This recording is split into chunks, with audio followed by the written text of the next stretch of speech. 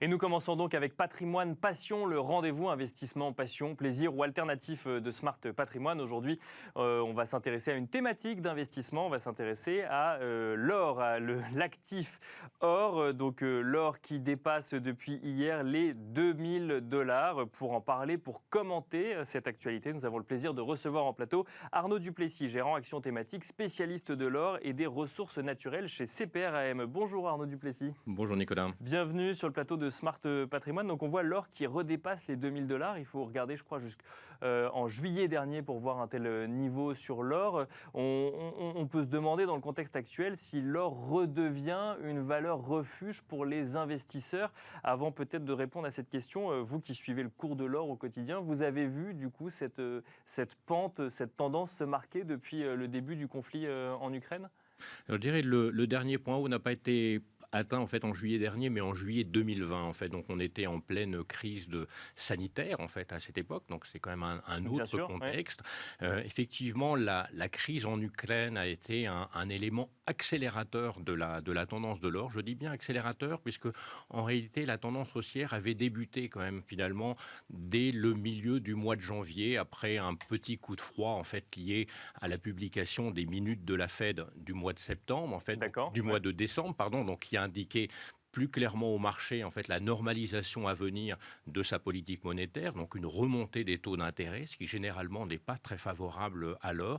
Mais en dépit de ça, il était intéressant de constater que le marché de l'or s'est montré plutôt assez résistant, puisque au-delà de cette hausse des taux à venir de la Réserve fédérale américaine, les marchés ont commencé à prendre en considération le fait que l'inflation était là probablement pour durer, n'était pas simplement lié ponctuel au choc pandémique, mais était plus avec nous pour quelques années à venir. Et donc en fait, ça a redirigé un certain nombre d'investisseurs vers l'achat d'or, alors virtuellement. Oui, parce que au-delà en fait de la crise de la crise géopolitique en Ukraine, qui est bien entendu difficile à anticiper, en fait, on manque totalement de visibilité. On sait malheureusement qu'il peut se passer n'importe quoi. Je dirais au-delà finalement de cette crise géopolitique, les marchés ont pris en considération que les marchés de matières premières vont rester structurellement déséquilibrés. D'accord. On rappelle en fait que la Russie, l'Ukraine en fait sont des acteurs importants en fait dans le monde des ressources naturelles. Bien sûr, cette crise en fait va créer quand même une restriction, finalement une pénurie d'offres sur un certain nombre de commodités et donc va entretenir quand même des cours assez élevés pendant longtemps. Et alors effectivement, notamment sur le blé pour l'Ukraine, mais également sur l'aluminium ou sur le palladium en Russie, ça c'est. Mais on voit d'ailleurs effectivement en fait on voit dans cette crise donc dans cette guerre qui oppose la Russie à l'Ukraine donc des flambées de matières premières qui existaient déjà avant en fait depuis la crise Covid. On voit des tensions sur l'énergie, sur les prix de l'énergie et sur les matières premières, mais là ça l'a encore plus exacerbé et donc en fait vous le constatez notamment effectivement sur les cours du palladium. La Russie est elle-même grosse productrice de palladium pour le coup. Absolument. En fait, la Russie représente environ 40% de la production de palladium qui, je vous rappelle, en fait, rentre dans la fabrication des pots catalytiques pour moteurs à essence. Donc, cette pénurie potentielle à venir sur le marché du palladium peut véritablement déséquilibrer la production automobile à ce niveau-là. Depuis le début de l'année, d'ailleurs, les cours du palladium ont bondi de presque 60%. Donc beaucoup plus encore que les cours de l'or, qui pour l'instant n'ont progressé que d'une dizaine de pourcents environ. Sur d'autres métaux, je pense au nickel notamment. Vous savez que les cours du nickel ont dépassé la barre symbolique des 100 000 $ la tonne, ont progressé en séance simplement hier de plus de 90%, donc c'est quelque chose d'absolument inédit. Donc tout ça, effectivement, exacerbe en fait, ces anticipations inflationnistes qui peuvent être un soutien quand même important pour le marché de l'or. Et alors on voit donc les investisseurs revenir sur le marché de l'or. Pourquoi est-ce que c'est un soutien ? Parce que du coup on revient sur ce rôle de valeur refuge en temps de crise, en temps d'incertitude. On va vers du coup des investissements en or réputés plus stables, ou en tout cas on sait qu'au final on a de l'or physique qu'on peut utiliser. Alors je pense qu'il y a deux éléments à souligner. Le premier, effectivement, c'est la valeur refuge, un peu l'actif de dernier recours, en fait, en cas de crise majeure, en fait, qui est un petit peu ce qu'on vit Bien sûr, actuellement.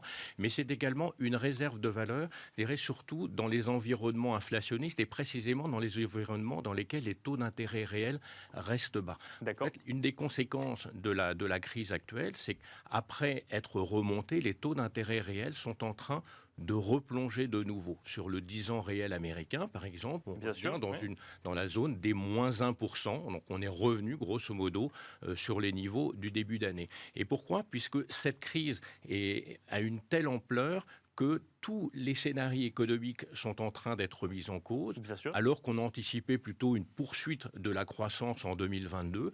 On est en train aujourd'hui de se demander si on ne va pas assister à un ralentissement marqué, voire Voire une une récession. récession en fait de l'économie. Donc je dirais conjugué à cette reprise de l'inflation, on revient à ce fameux scénario de stagflation potentiel qui, vis-à-vis du marché de l'or, en fait, constituerait vraiment un soutien extrêmement fort.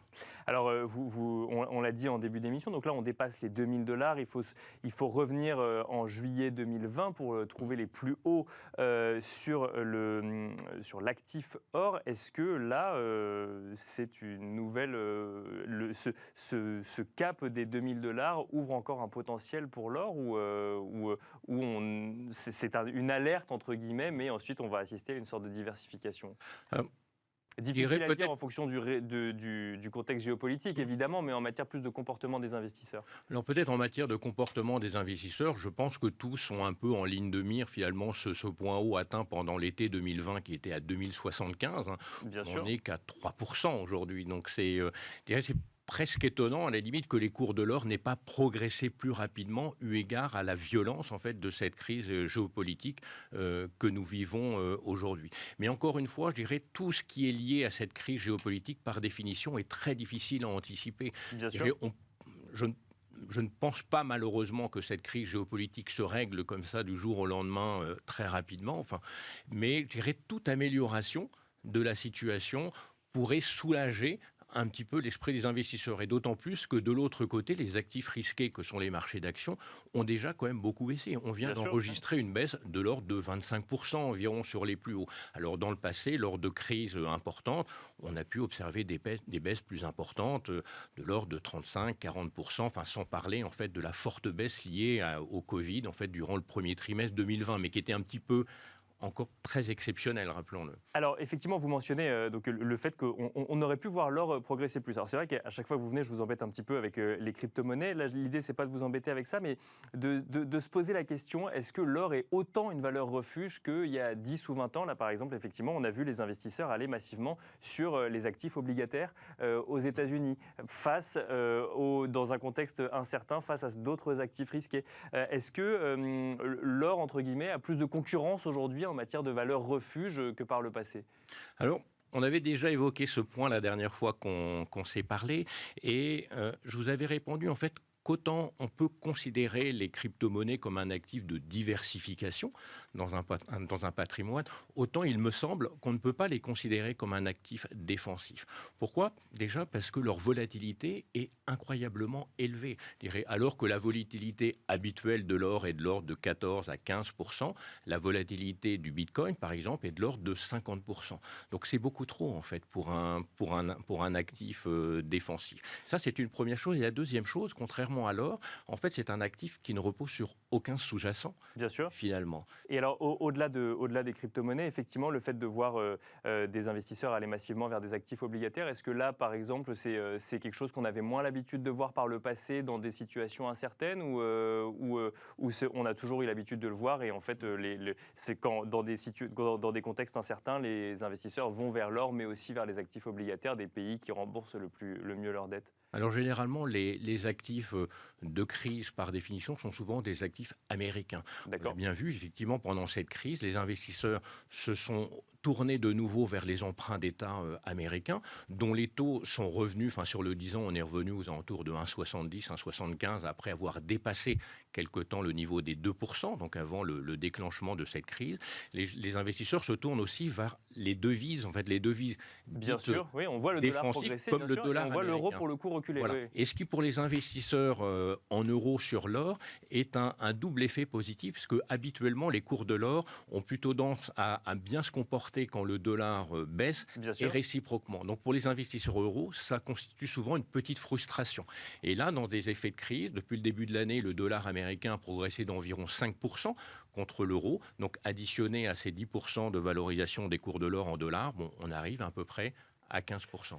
La dernière fois que vous êtes venu en plateau, on a parlé de l'or, mais on a également parlé de ce qui produit de l'or, à savoir les mines d'extraction d'or. Aujourd'hui, dans un contexte géopolitique plus incertain que la dernière fois qu'on s'est parlé, d'un côté, on voit l'or qui revient sur ses plus hauts historiques, donc on peut se dire que ça peut porter l'activité des mines d'or, et de l'autre, on se dit que ces mines d'or, elles peuvent être dans des zones géographiques qui vont être impactées ou non par un soutien à la Russie, une neutralité vis-à-vis de la Russie ou des sanctions comme on a pu le voir, du monde occidental. Quelle est la situation aujourd'hui de l'activité d'extraction de mines d'or pour le coup ? Alors vous avez tout à fait raison de signaler ce point. La Russie produit grosso modo 10% de la production mondiale d'or aujourd'hui. Donc on est dans une fourchette de 300 à 350 tonnes d'or produites chaque année. Donc il est évident en fait que les producteurs d'or russes pour la plupart, en fait, quelques rares sociétés nord-américaines ont des expositions sur la Russie. Il est évident en fait que ces sociétés sont impactés par la situation actuelle.